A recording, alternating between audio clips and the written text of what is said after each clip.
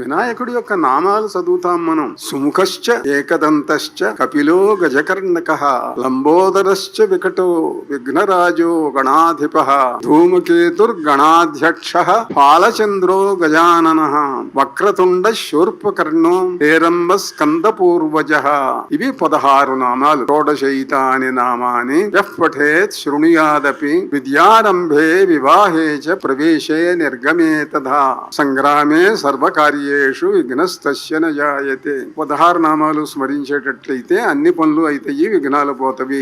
నిజమే. దీంట్లో మంత్రశాస్త్రంలో దీని గురించిన ఒక ప్రత్యేక విషయం చెప్పారు. అది తెలుసుకోవటం మంచిది. అదేమిటంటే ఈ 16 నామాలు రోజు పొద్దున్న లేవంగానే ఏదో ఒక సమయం చూసుకొని 21 సార్లు స్మరించి గనక మీరు ఏ పని కోసం బయలుదేరి వెళ్ళినా ఆ పని అవుతుంది.